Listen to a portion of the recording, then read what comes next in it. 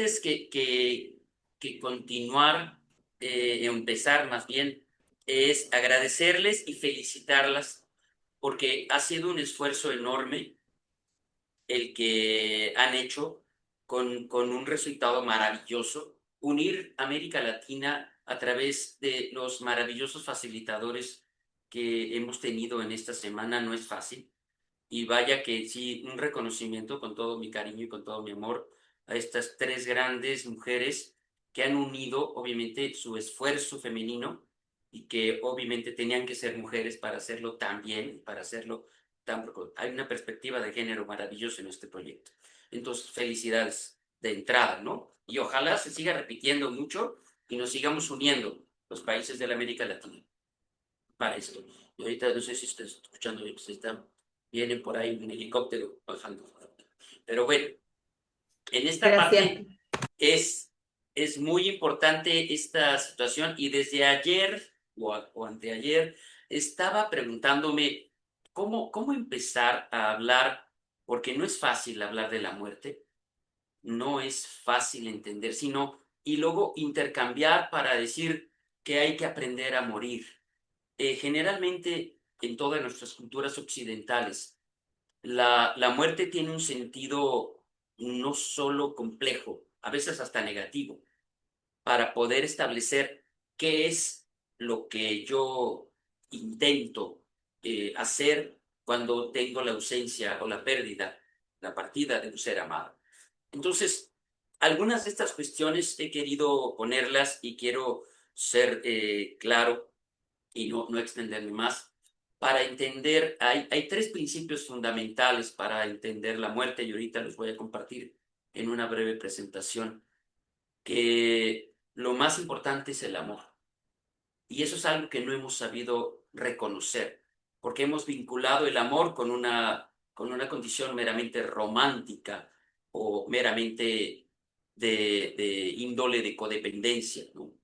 Pero el amor tiene que ver más con una renuncia, tiene que ver más con una condición fuerte y compleja para dejar ir y para romper un patrón, para liberar. Pero si me permiten, voy a compartir un poquito la, la presentación que he elaborado para que la podamos mirar y espero que me digan si se está viendo bien, porque si no, yo nada más lo voy a ver acá. Sí, se ve, Pablo. Perfecto. Entonces, y encontré esta frase de Platón maravillosa. Dice, aprendiendo a morir, se aprende a vivir mejor. Y entonces, entender un poquito la cercanía de la muerte y la cercanía del amor con esto. Entonces, hay muchas cuestiones fundamentales. Esta primera cuestión, y trataré de ser breve para que después dar una pauta para que podamos tener un diálogo hermoso entre todos nosotros, para entender esto que es le he llamado yo la semiótica de la muerte. O sea, cómo entendemos los significados. Ahí está, que cuando hay tendencias, apego, generalmente la muerte puede significar abandono, puede significar vacío o puede significar liberación. Entonces es cómo podemos entender qué quiere significar. Entonces, a mayor codependencia, a mayor apego en la relación que tengo con el ser amado que ha partido, obviamente mayor dificultad en el duelo. Y esta parte es entender cómo se arma un proceso de duelo. Entonces tengo significados y tengo significantes, ¿sí? Entonces, la muerte es un significante, pero hay que preguntarnos qué significado he aprendido a darle. Y esto es algo muy importante para lograr, ¿sí? Y esto implica, por lo tanto, también qué actitud decido tener ante la vida y ante la muerte, porque esto es una decisión. He descubierto en muchos años en la psicoterapia que las emociones son decisiones unilaterales. Y entonces, si quiero estar triste, si quiero estar alegre, si quiero estar enojado, en cuanto a lo que son las mateas, las emociones básicas, tengo que decidir. Y generalmente dejamos que la emoción llegue a nuestra vida después de una partida, después de una pérdida, y empezamos a sufrir antes de que nos llegue el dolor. Entonces hay una decisión compleja, ¿no? Y esta parte implica otra de las situaciones. Hay que aprender, y es decir, ¿cómo te enseñaron tus padres a mirar la muerte de tus seres amados? Cuando murieron tus abuelos, cuando murieron los tíos, cuando murieron los primeros seres queridos y relativamente cercanos, cuando tú eras una niña, cuando tú eras un niño. Entonces, esta actitud que podemos entender y descubrir que es una actitud como una elección libre. Y para que haya una elección libre, yo tengo que ir en un camino donde empieza a haber una bifurcación, una Y. Y obviamente yo decido ir por la izquierda o ir por la derecha. Pero por lo pronto tengo que aprender a renunciar, porque no puedo ir por los dos lados al mismo tiempo. Entonces, la muerte implica el aprender a renunciar. Y obviamente renuncio a la compañía de la presencia física. Y esto es algo muy importante que podemos entender de esto. Ahorita vamos a ver lo que es el propósito de la tanatología, aunque no me gusta hablar mucho del concepto de tanatología. Entre broma y broma les digo a mis niños, que son mis pacientes oncopediátricos, se oye muy feo tanatología. Entonces yo prefiero llamarle manejo de duelo, ¿no? Y entonces aquí hay una diversificación muy interesante para ver de qué estamos hablando, de mi muerte o de la muerte de los otros. Entonces, la perspectiva de la muerte obviamente está en una circunstancia de decir, me duele más la muerte de los otros, porque esa muerte ajena me deja sin ellos. Entonces, ahí es donde entro con el significado de abandono. A menos de que yo haya colaborado con una relación mucho más liberadora, entonces esta es la parte, porque muchos de mis pacientes siempre me han dicho, yo no tengo miedo de morir. Sí, pero ¿qué tal la muerte de tu madre, de tu padre, de tu hijo, de tu hermano? Ah, espérame. Ah, entonces esa es la parte. Entonces, sí es muy importante la perspectiva de la muerte y descubrir quién es el que está muriendo y cómo deseas mirarlo. ¿Sí? Y obviamente aquí hay un tema que puse este punto en donde es un mecanismo de defensa gestáltico que es la retroflexión. Aquello que yo no puedo dirigir hacia el otro, aquello que yo no puedo dirigir hacia afuera como una energía, y entonces la introyecto, la pongo dentro de mí para sacarla hacia afuera. Yo no puedo dañar a mi madre, yo no puedo dañar a mi padre, pero sí puedo dañarme a mí mismo. De hecho, este es un concepto fundamental y tengo por ahí una serie de artículos sobre duelo violento, que en eso está el suicidio, y vemos que el suicidio tiene una circunstancia retroflexiva. Lo que no le puedo hacer a mis padres o a mi madre o a alguien más, me lo hago a mí mismo. Entonces, esta es la parte para poder entender y comprender los duelos violentos. Y, y muy frecuentemente. Y entonces aquí llega esta parte que se me hace muy, muy interesante, que la fue escribiendo Elizabeth Kubler-Ross, que es la gran fundadora del movimiento, la esencia de la tanatología, que nos dice que es aprender a amar sin la presencia física de mi ser amado. Y eso se me hace muy dulce. Obviamente cuando ella escribe La muerte, un amanecer, y que ella está prácticamente entrando a su proceso de muerte y de enfermedad, acuna este concepto, aprender a amar sin la presencia física del ser amado. Entonces, la muerte implica un aprendizaje del amor y creo que todos tenemos que aprender, tenemos derecho de aprender a amar de una manera mucho más liberadora. Y obviamente la muerte del otro, que implica el descanso, que implica la paz, que implica el ya no vincularse con una enfermedad o con una cronicidad de mi sistema de salud, me libera. Y si libera a mi ser amado, también me libera a mí, por amor, precisamente. Y este es algo importante. Puse esta parte de los tipos de duelo, pero sobre todo esta parte de entender cuando hay una muerte, cuando hay una pérdida y un duelo por esta pérdida, tenemos principalmente tres elementos fundamentales que nos van a dar un valor a la experiencia que voy a vivir. Primeramente, ¿cuál es el motivo de la pérdida? No es lo mismo que una persona tenga una pérdida por un cáncer prolongado a una edad mayor, a que haya sido simplemente un asesinato o una desaparición forzada o un accidente. Entonces, hay tipos de duelo que tienen mayor fuerza y mayor intensidad en la forma de vivir el duelo. Luego también tengo que ver cuál es el vínculo que tengo con la persona que ha fallecido. Obviamente no es lo mismo si es una persona que apenas conozco, un vecino, a que si es mi hijo, o es mi padre, o es mi hermano. Entonces, depende qué vínculo tenga con esa persona. Y la forma de vivir la experiencia de la muerte. Ahí es donde tenemos los apegos y donde tenemos las codependencias. Para ver cómo la trabajo y cómo decido vivirla. Si se fijan, he estado repitiendo mucho el concepto y la palabra de decisión. Si es un aspecto de la libertad, tiene que haber una decisión libre. ¿Sí?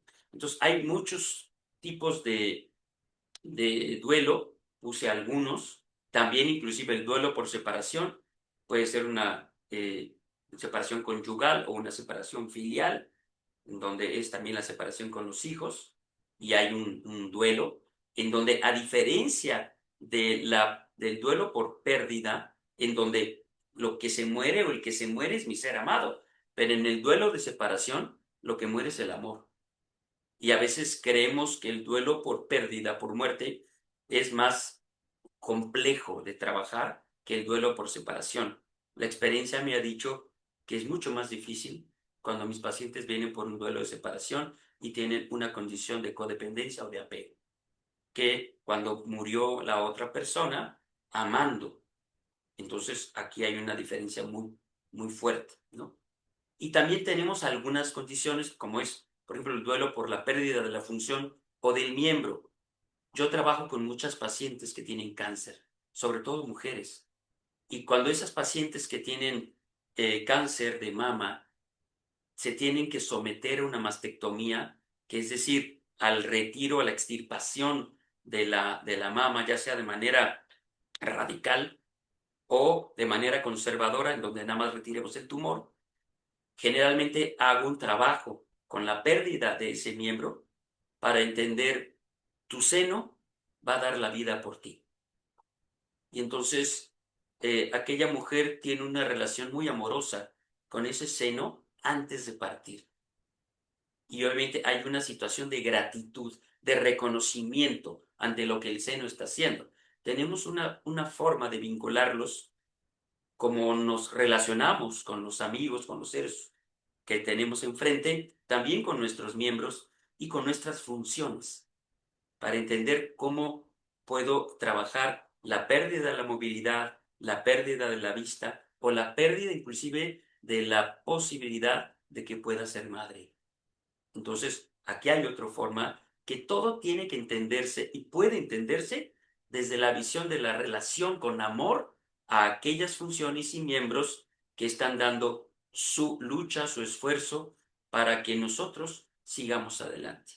Tenemos otros que se presentan de manera muy frecuente también, que es el duelo perinatal o gestacional, que es la pérdida, obviamente, de un bebé que está en gestación, que está en espera, en toda la etapa que se puede dar, hasta que puede haber ya nacido y tener algunas semanas de vida, entonces eso ya se convierte en un duelo neonatal. Y obviamente, desgraciadamente, en nuestros países de América Latina, tenemos esta condición del duelo violento, el asesinato, el suicidio y la desaparición forzada. Entonces, esto es realmente los tipos de duelo. Y mi formación como tanatólogo tiene que ver con una estrategia que diseñó y que crea el gran Víctor Frank, en donde él, ustedes quizás ya leyeron o ya tuvieron acceso a un libro maravilloso que escribe Víctor Frank, que se llama El hombre en busca de sentido. Y en este libro detalla, sobre todo en la primera parte, su experiencia en 4 campos de concentración. Cuando yo estudié tanatología en un instituto que fundó en Estados Unidos Víctor Frank, y 2 de sus discípulos fueron mis maestros en la Ciudad de México. Uno de ellos llegó a vivir en uno de los campos de concentración en donde estuvo Víctor Frank porque era judío, y obviamente llega a México muchos años después y nos narra que es Alejandro Unig, el Spector, que obviamente se nos adelantó, pero fue uno de mis grandes maestros aquí en la Ciudad de México. Y obviamente lo que hace Víctor Frank es establecer las 3 grandes dimensiones del ser. La dimensión del cuerpo, que es la dimensión somática, la dimensión psíquica, la dimensión de la mente, pero también tenemos como base la dimensión noética. Nous en griego significa espíritu. Entonces tenemos una dimensión espiritual. Y la condición espiritual, Víctor Frank la denomina también el inconsciente espiritual. Y me encanta cuando lo denomina así, porque aquí hay un vínculo de nuestra espiritualidad, de nuestra alma, para poder vincularla con nuestro proceso de vida y también con nuestro proceso de muerte. Y establece una condición de la voluntad y el sentido, en donde menciona que nuestro camino es la voluntad que vamos teniendo en nuestra vida, y el sentido es la meta hacia donde vamos a dirigirnos. Entonces, si ustedes ya vieron la película La vida es bella, surge a través del director italiano Roberto Benigni, de una entrevista que hizo Víctor Frank, en donde describe que la primera muerte que vivió en el primer campo de concentración, que era el de Terezín, cerca de Praga, en donde matan a su mujer, que venía embarazada de 5 meses de su primer hijo. Y obviamente un periodista le pregunta, pero si hubiera nacido, ¿cómo lo hubiera dicho que estaban en un campo de concentración? Y él dice, le hubiera inventado que estábamos en una feria, le hubiera inventado que estábamos en un campo de juego en donde teníamos que jugar a vivir, y el que más puntos ganara de la vida se ganaba un gran premio. Y de ahí se tomó Roberto Benigni para armar el guión de la película La vida es bella. Y voy a tratar de adelantar tantito, porque estas son cosas que normalmente veo en el hospital para saber cómo podemos entender nuestra relación bioéticamente con la decisión de morir, y qué está permitido y qué no está permitido, ¿no? Para entender esto, que obviamente la eutanasia, que es esta provocación de la muerte clínica, que está legalmente impedida en prácticamente la mayoría de los países del mundo.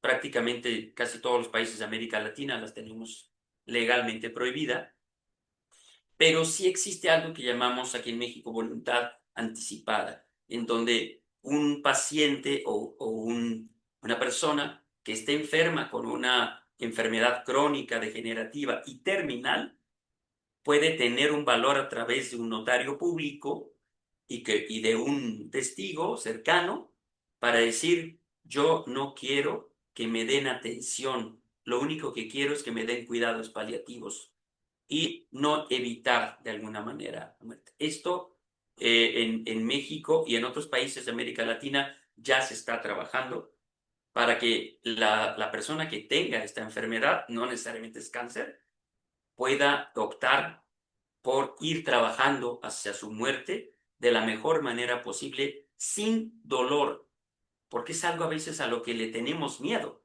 No le tenemos miedo a la muerte, pero sí al dolor que surge en el camino a ella. Y obviamente tenemos que evitar a veces muchos tratamientos que salen de lo que tenemos que entender, y tratamos de evitar. Yo trabajo para un hospital público y hay este tema final que dice encarnizamiento quirúrgico o encarnizamiento terapéutico. Cuando tenemos ya, y es 23ª cirugía que vamos a someter a un paciente, obviamente eso ya se llama encarnizamiento quirúrgico y debemos de saber que ya no es necesario que sometamos a un paciente a una operación cuando ya lo hemos sometido a N número de operaciones o tratamientos que ya no le van a dar un beneficio. Entonces, esto es algo que tiene que ver con el manejo de la bioética, sobre todo en los sistemas hospitalarios. Ahora bien, vamos a meter la parte del amor. Aquí es donde quise encontrar un poquito esta parte. Y algo que les había mencionado, aprendemos a amar realmente a través de la muerte. Porque entonces yo puedo mirar a mi madre, a mi padre, ya trascendidos, ya fallecidos, desde mi amor y entonces entender cómo lo experimento. De hecho, no les dijo Erika dentro de mi currículum que yo soy cuentacuentos, porque yo trabajo con niños que tienen cáncer, con niños que están cercanos a la muerte. Y el mejor recurso que puedo tener es un cuento de hadas, es un cuento que les voy contando, es una historia. Entonces voy sumando todas esas historias. Y la primera historia, pues me la contó mi madre cuando ella tenía un enfisema pulmonar muy fuerte, trabajaban solamente el 30% de sus pulmones, pero siempre yo la vi sonreír, siempre la vi, a pesar de que tosía de manera horripilante, a pesar de que tenía abscesos y de que tenía frecuentes crisis respiratorias, cuando después de esa crisis yo le preguntaba, mamá, ¿cómo estás? ¿Cómo te sientes? Y siempre me decía, muy bien, con una tranquilidad. Y yo, pero te acabo de escuchar que estabas casi muriéndote por ese absceso o por esa asfixia y por esa tos, por ese... Pero ella me decía siempre, me siento muy bien. Y descubrí poco a poco que era una decisión que ella tomaba por amor a sí misma, por amor a su camino, por amor a su vida. Entonces, esta era la parte importante de decir, ¿cómo se puede lograr amar la vida y amar mi situación complicada en donde voy caminando a través de una enfermedad crónico-degenerativa? Entonces, después de la muerte de mi madre hace casi 12 años, que yo regreso a mi ciudad y yo regreso al hospital donde trabajaba y me encuentro con una paciente que tenía cáncer y yo le expreso esta frase que me nació del alma y decirle, ay querida amiga, tú no estás enferma, lo único que tienes es cáncer. Y cuando creyó que le estaba diciendo una broma, una burla o un sarcasmo, me dijo, ya te entendí. Yo puedo decidir cómo vivir esta circunstancia que estoy viviendo. Entonces, aprendemos a amar inclusive las oportunidades. Entonces, el cáncer no es una tragedia. El cáncer es una lección de vida. Es una oportunidad para cambiar algo que necesito cambiar, por lo menos en mi estilo de vida. Entonces, cuando el amor se convierte en la renuncia a la presencialidad física como la única forma de amar, estoy amando. Entonces, esta es la parte que hay que entender y hay que llevar a la práctica, que es lo más complicado, no es tan sencillo. Y cuando amamos y miramos la necesidad del otro en su trascendencia, la posibilidad de que la muerte le trajo a mi ser amado la oportunidad de liberación, de la liberación que necesitaba ante esa enfermedad o ante esa situación. Hace muchos años fui paramédico de la Cruz Roja y me tocaba atender accidentes en la carretera y a veces me tocaba recibir a un lesionado que estaba a punto de morir, que ya casi no tenía signos vitales, pero siempre veía en esas personas un rostro de amor, como si estuviera mirando a alguien amoroso. Y yo creí que me estaba mirando a mí y en realidad estaba mirando a alguien más. Les comparto que he visto morir en más de 12 años a más de 300 personas. Y cada una de esas 300 personas siempre me dice, ya llegaron por mí. Y esto no son ni fantasmas ni angelitos, sino simplemente es alguien que ama, no que amaba, sino que ama y que se conecta con el amor de la persona que está muriendo y le apoya en este camino maravilloso. Y a veces creemos que es un delirio de alguien que está muriendo y que ve a su abuelo, que ve a su mamá, que ve a alguien y diga, ay, yo creo que es un delirio, o es producto de la morfina que le pusieron. Pero decir, ¿y por qué no puede ser real? ¿Por qué no puede ser así? Y cuando yo viví mi propia experiencia de muerte, pude verificar todo esto y no creer que eran cuentos chinos que me contaban los pacientes que estaban muriendo.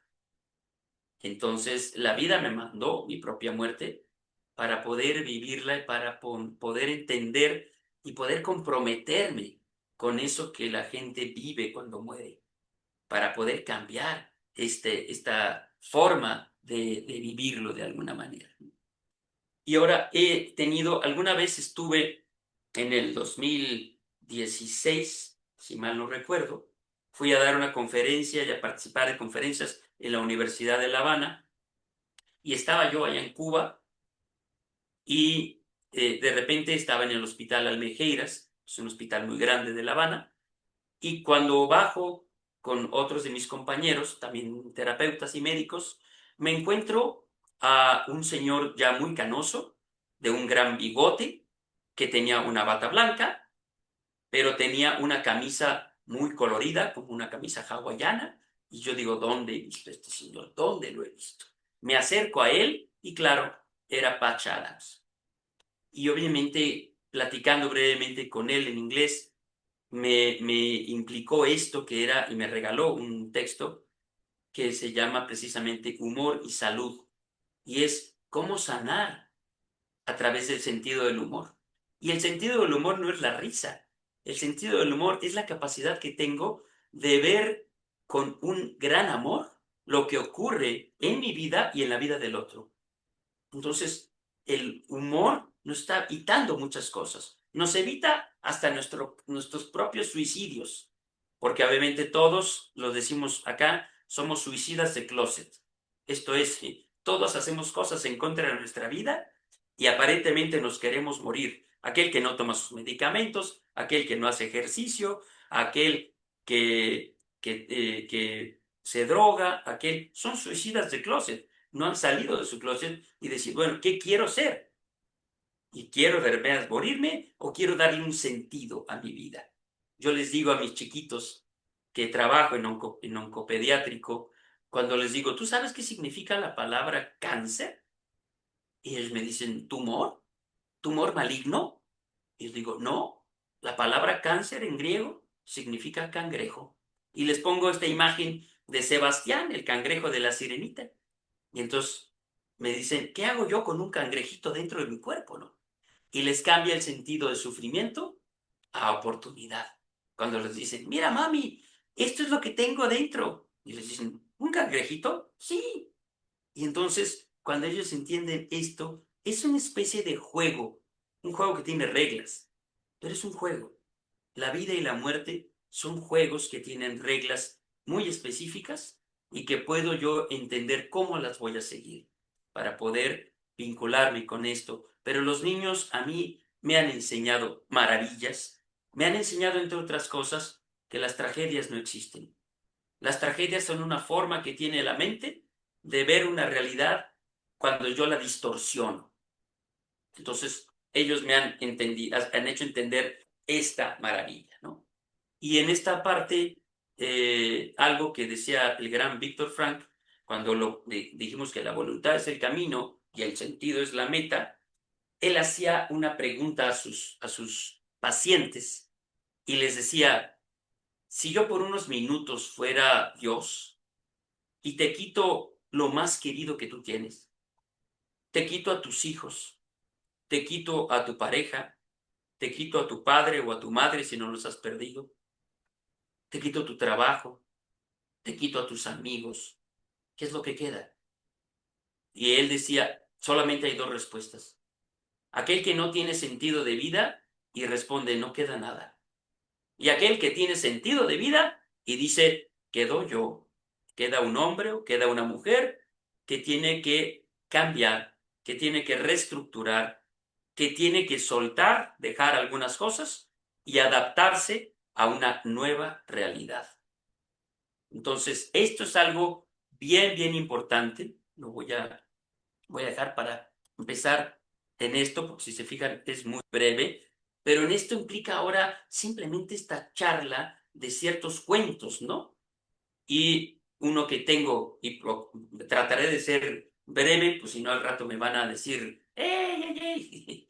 Y entonces entenderán. Cuando yo estaba en el hospital hace 12 años, que entré simplemente por una infección molar, y cuando entré ya a terapia intensiva y estuve 15 días en terapia intensiva, cuando por fin me subieron a piso, obviamente todavía medio intubado, al lado de un ventilador mecánico, al lado de un cardiógrafo, y yo escuchaba que afuera había una alberca y había el ruido del chapoteo de los niños que estaban en su curso de verano. Y a mí me molestaba mucho oír todas las risas y toda la algarabía y la alegría de un montón de chamacos que estaban en una alberca mientras yo me estaba muriendo. Y era algo grotesco. Cómo mirar mi propia muerte cuando afuera está lleno de vida. Entonces empecé a tomar una serie de decisiones inconscientes al principio. Y me acordé de un cuento que me había contado un viejo maestro mío cuando estudié la tanatología, y me decía de dos pacientes que estaban en un hospital, y uno de ellos estaba más ajeno a la ventana y el otro estaba pegadito a la ventana.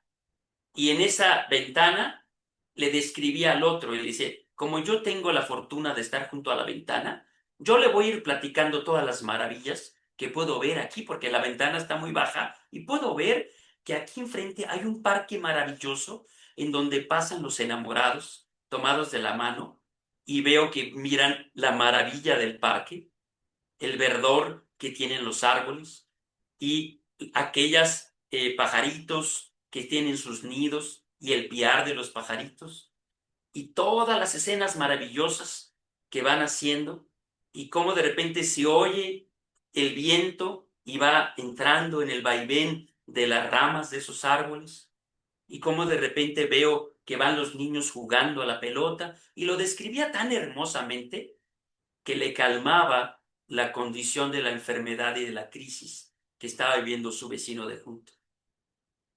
Cuando una mañana de repente no oye que el vecino se levanta, no oye que de repente le empieza a contar cómo amanece, entonces se acerca a la enfermera y ve y hace un aspaviento y dice, ¡ay, pobre! Y le pregunta, ¿qué pasó? Y entonces le dice, oh, es que nuestro vecino acaba de fallecer.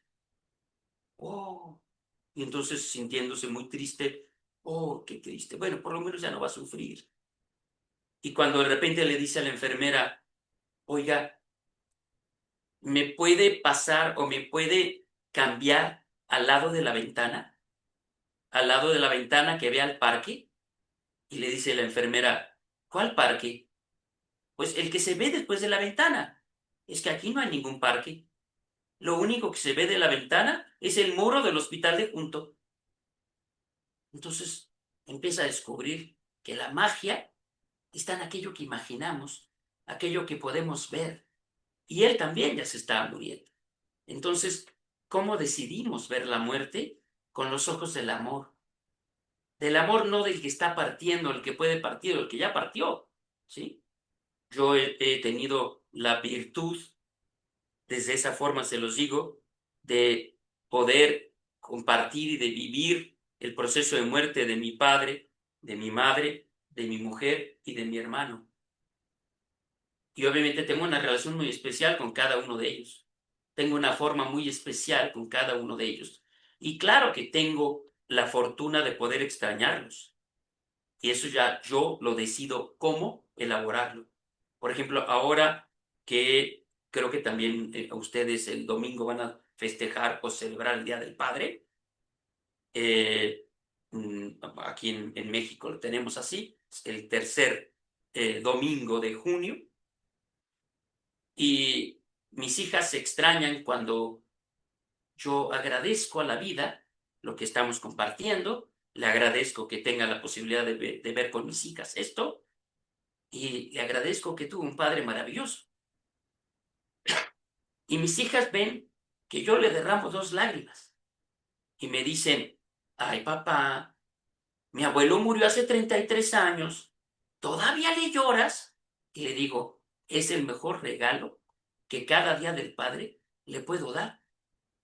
Y mientras yo viva, se lo seguiré dando. Entonces no le sufro, solamente le regalo 2 lagrimitas. Y esas lágrimas son lágrimas de gratitud por el amor que él me otorgó. Entonces, estas relaciones primarias, que son ser padre, ser madre, ser hermano, ser pareja y ser hijo, las quiero delimitar para poder disfrutarlas en el día a día y no sufrirlas el día de mañana que tenga la posible partida de mi ser amado. De hecho, la vejez es una oportunidad de ver con claridad aquello que se llama experiencia y que cada vez lo veo con un valor mayor. La posibilidad, aunque de repente no lo pueda disfrutar aparentemente con ciertas formas, ¿no? Pero, por ejemplo, Dios me dio la oportunidad de poder oír perfectamente bien y me hizo músico, pero me mandó una catarata muy pronta. Entonces, mi ojo izquierdo ya no ve con la misma claridad y mi ojo izquierdo ya está siguiendo los mismos pasos. Entonces, probablemente yo en agosto 20 ya tengo una cita con un quirófano y claro, pues voy a poder hacer esto para que me pongan un lente intraocular y pueda ver como veía mi madre y pueda ver las maravillas que tengo aquí atrás en esta playa virtual maravillosa que solo ustedes pueden ver. Porque si yo volteo atrás, simplemente tengo una pantalla verde. Pero ustedes sí pueden ver lo que yo solo me imagino. Es como esa ventana maravillosa que tenía este vecino del hospital y que podía ver las grandes maravillas que solamente él las deseaba ver y las compartía. ¿Sí? Entonces, esto es una gran virtud que podemos tener. Entonces, me gustaría ahorita tener en estos 10 minutitos que nos quedan, tener un diálogo amoroso con ustedes para que pueda entender preguntas, comentarios sobre esta parte, es decir, cómo aprenderemos a morir, pero también cómo aprenderemos a darle un valor a la vida cuando ésta se llega en su oportunidad de la experiencia en esto. Y de entrada, pues yo les agradezco enormemente. Y ahorita les platicaré el regalo que tengo para todos los de Voces que Inspiran y Desafiando Fronteras. Entonces, muchas gracias por la oportunidad de darme el cariño de escuchar. Muchas gracias a vos, Pablo.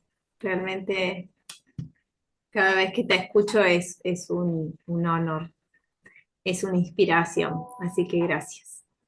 ¿Alguien quiere abrir micrófono y compartir alguna reflexión, alguna pregunta? Pablo, hay una pregunta en el chat. Sí, déjame abrir el chat.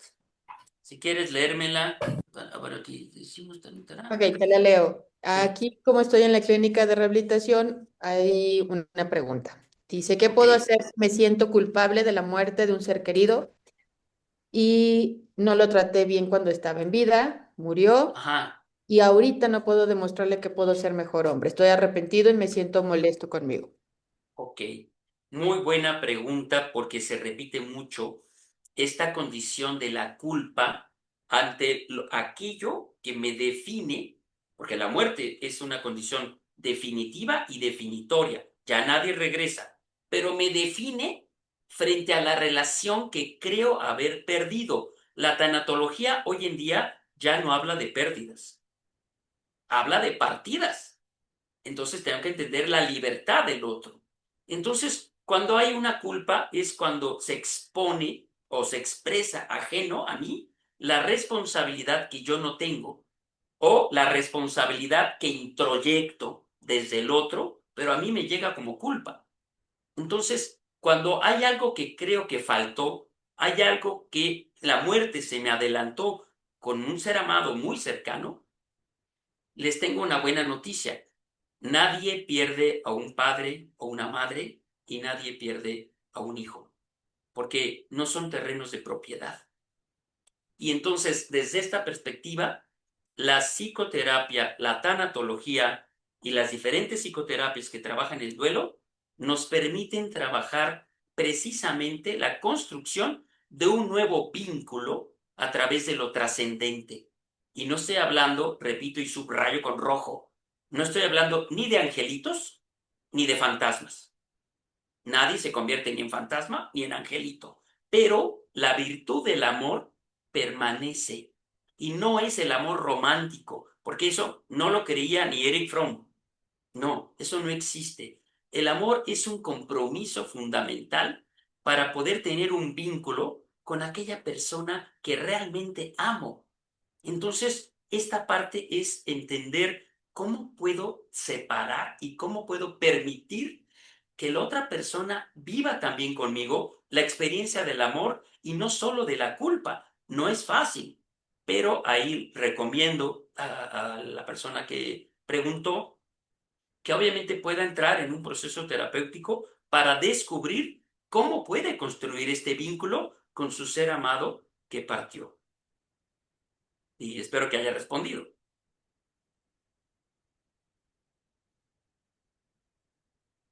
No sé si hay alguna pregunta, comentario, trauma, sugerencia.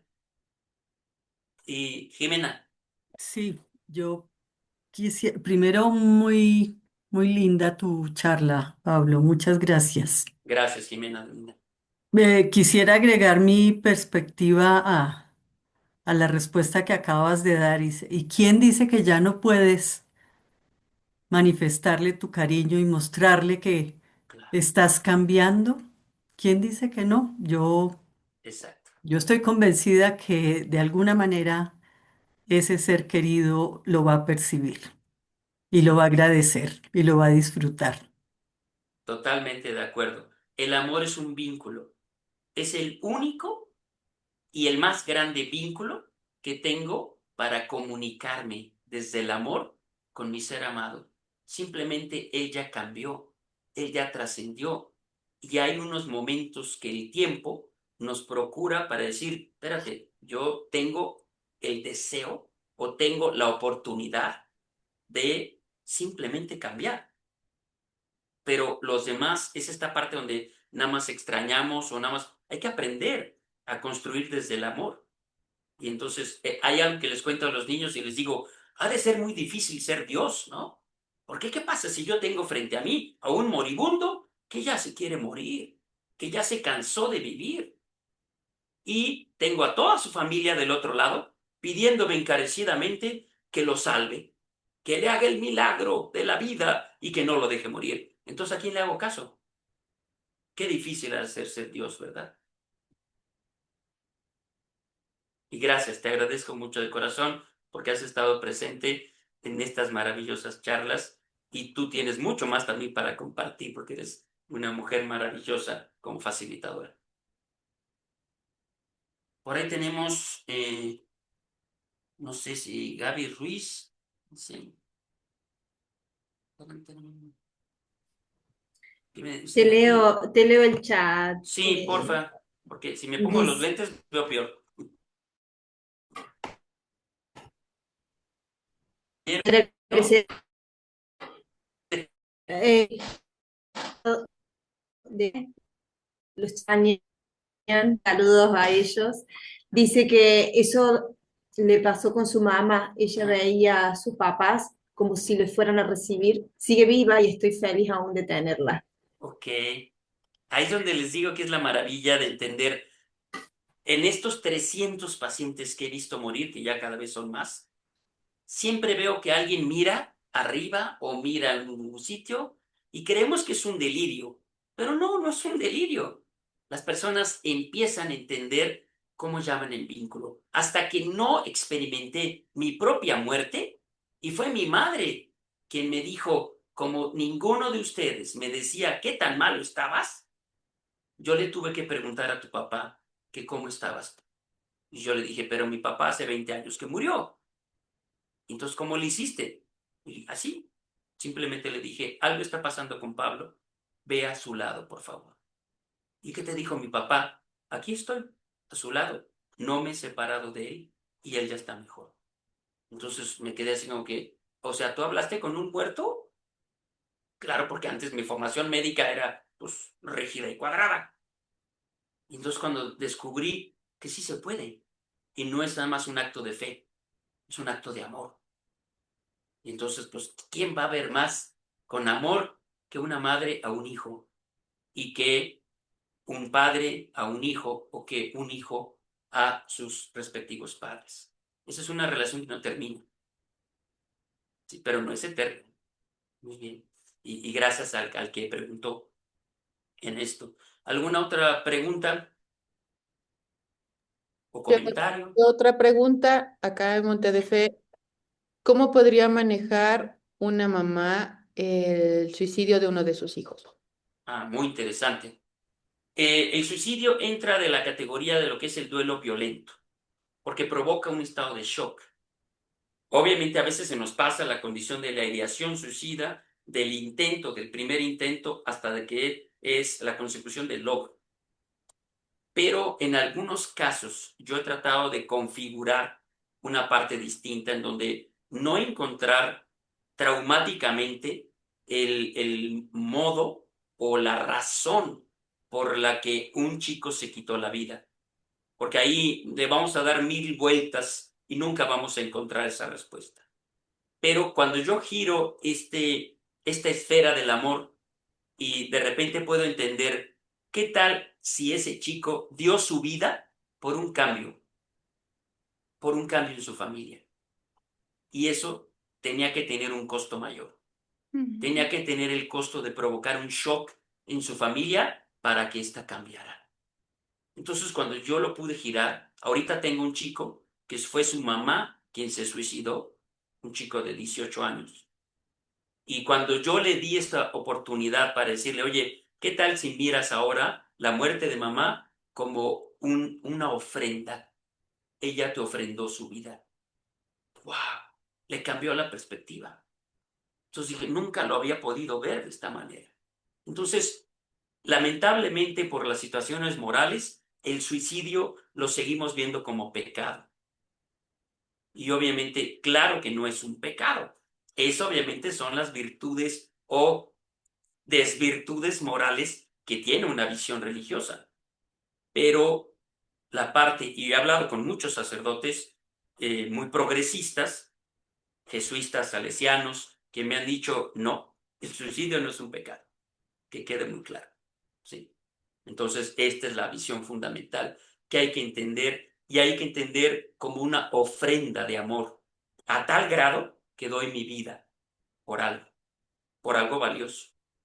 ¿Sí? Y espero que sirva esta respuesta a quien hizo la pregunta. ¿Alguna más? Hola, Pablo. Te pregunto, cuando una persona está fallecida, o bueno, está muy mayor ya, muy anciana y tiene muchas enfermedades, y uno ve que ya está en las últimas, ¿cuáles son esas palabras que uno le debiera decir para acompañar ese proceso de elevación? Wow, híjoles, me has hecho la pregunta, diríamos, de los $120,000. Es muy complicada. Mira, lo único que yo veo fundamental en el adulto mayor, sobre todo, es el concepto y la experiencia del amor. Siempre que en el hospital en donde trabajo tenemos un adulto mayor en terapia intensiva, yo les invito a que entren al cuarto de terapia intensiva y dialoguen, que platiquen desde el amor, pero no como despedida, sino como reconocimiento de gratitud.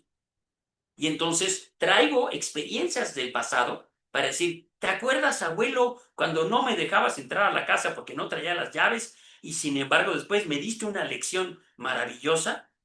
Y entonces, ok, yo no le tengo que decir, ay, abuelo, llorando, te voy a extrañar mucho. No, yo no le voy a hablar de su posibilidad de la muerte, sino de la gratitud de lo que él me otorgó a través de su vida. Lo que yo puedo y pude aprender porque hay un juego muy caótico en los tiempos y siempre regresamos a un pasado que ya no podemos recuperar y no podemos ver un futuro porque es igual de caótico porque ya se va a morir. Y lo único que tenemos es el aquí y el ahora. Y en ese aquí y el ahora vamos a procurar dar la mejor lección de amor para recibir de mi abuelo la mejor lección de amor porque se está muriendo. ¿Sí? Y eso no es una condición negativa. Entonces, no hay una respuesta que te diga, mira, debes de hacer esto, decirle esto, y luego comprarle unos chocolatitos, no importa que ya se vaya a morir, y comprarle su Coca-Colita. Entonces, a ver, eso es algo que le diría al nutriólogo, que le diría al médico. Pero, sin embargo, es decir, oye, gracias, ¿no? Porque la enseñanza que me has otorgado en tu vida, para mí es valiosísima. Y eso puede cambiar la escena fundamental y darte un tiempo valioso en ese regalo. Nadie se tiene que despedir. Lo único que tenemos es que agradecer. Eso es bien importante, ¿sí? Y no sé si respondí, Norma, a tu pregunta. Pablo, gracias, muy bello. Gracias. Tenemos también otro comentario de Silvia. Dice, gracias querido Pablo por este modo de hacernos ver la muerte por suicidio como una lección de amor. Solo Claro. tengo amor hacia mi hija por lo que logró con su partida. Tengo los ojos llenos de lágrimas ahora y estoy muy agradecida por tu maravillosa charla.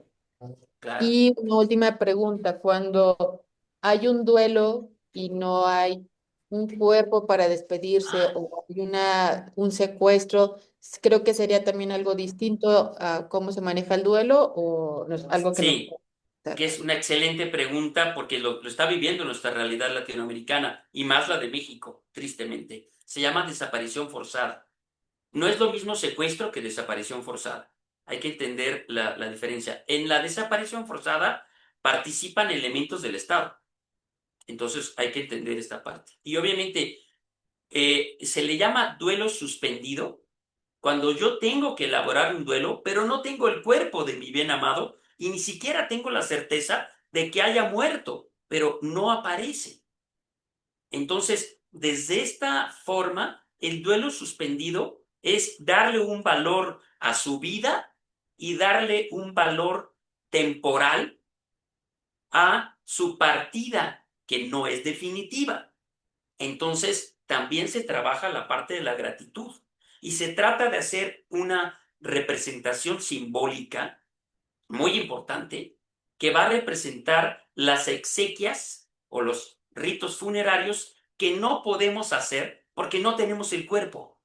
Entonces, si llega a aparecer el cuerpo o la persona viva, pues qué maravilla, ¿no?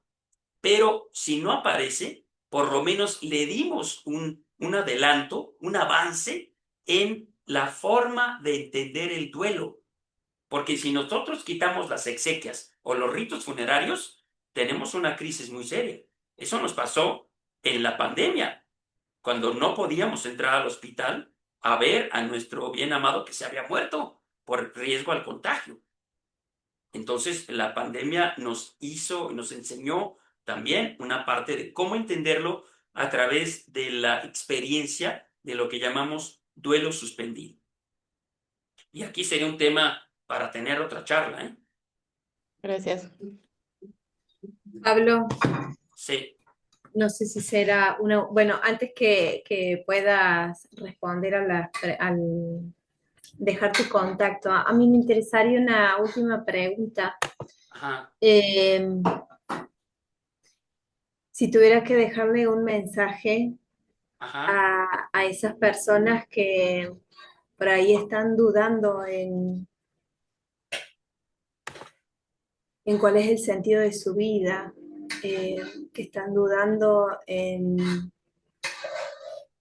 si son, cómo sentirse útil, ajá, teniendo en cuenta tu experiencia con los chicos, con los que vos trabajás, eh, y, y esta mirada de hacerles ver la importancia de la gratitud y de mirar desde otra perspectiva la vida, ¿no? Y haciendo, y lo traigo por el nombre de tu conferencia, ¿no? Aprendiendo a Sí. morir para ser humanos. Es que es comprender la construcción y la humanización del entorno, que es la vida. Y obviamente para humanizarlo tenemos que entender los ciclos y tenemos que entender esta liga fundamental que está entre la vida y la muerte, el nacer y el morir. Y yo lo tengo como una línea. Pero cuando esto lo uno, resulta que nacer y morir es el mismo punto. Nadie muere de una manera distinta a la que nace, decía Elizabeth Kubler-Ross. Entonces establece este patrón para poder entender, tú hablas del sentido de vida. El sentido de vida es una construcción fundamental a partir del amor propio en el amor ajeno. Cuando hay un otro o un otros como destinatarios de mi compromiso de amor en el trabajo, empieza a haber una conexión que le da sentido a los dos. Y obviamente hay dos dimensiones fundamentales producto del amor, que son el perdón y la gratitud. Y cuando yo perdono, ayudo al otro a liberarse. Y me ayudo también a mí a liberarme del yugo que hemos construido con otro. Y cuando agradezco, reconozco el valor del otro. Y no somos ermitaños, aunque también tenemos que aprender a vivir con nosotros mismos, que esa es la virtud de la soledad, que es una virtud a la que le tenemos miedo. Nadie quiere quedarse solo, pero es la mejor virtud que podemos tener. No hay mejor forma de vivir que con la mejor versión de mí mismo. Cuando logro encontrar la mejor versión de mí mismo, la soledad me sabe a dulce, la soledad me sabe a miel. Claro, no abusen del azúcar. Qué hermoso. Gracias, Pablo. Gracias a todos. ¿Quién sigue? Bueno, no preguntan si tienes página, dónde te pueden Sí, contactar. todas las redes sociales, bueno, voy a compartírselas después, que es con Centro Bios, con V y doble S, me encuentran. Y les voy a mandar también parte de que obviamente está YouTube, está Instagram, está Facebook, está Spotify. Y en Spotify pueden encontrar una serie de playlists de musicoterapia y de diferentes cosas que si necesitan usarlas perfectamente, hay más de 35 playlists que ustedes pueden usar. Si les encanta la música y son coach, terapeutas, psicólogos, lo que puedan usar, ahí tienen también un regalo que es usar la música que está en el Spotify de Centro Bios. Aparte del regalo, del otro regalo. Bueno, Pablo, allí, gracias Jimena por dar respuesta en el chat del Zoom, porque Odila dice, yo no pude darme cuenta de trasladar a un mejor lugar a mi cuñado para una mejor atención. Él fallece y me quedo con una gran culpa. Entonces Jimena le pregunta, ¿no hiciste lo mejor que pudiste con la información que tenías? Ok. Y obviamente, Jimena es tremendamente socrática y usa la mayéutica. No hay mejor respuesta que una linda pregunta. Y hay una buena análisis. Bueno, Pablo, quiero agradecerte, honrando también haciendo el tiempo, ¿sí? Que ya este es nuestro cierre de nuestro cuarto día de conferencias. Mañana nuestro último día, en donde se viene con un cierre espectacular, con un gran sorteo, con maravillosos premios que han compartido los oradores que han transcurrido en esta semana y enormemente agradecidos. Están compartiendo ya en el link creo, a ver, sí, están compartiendo en el chat.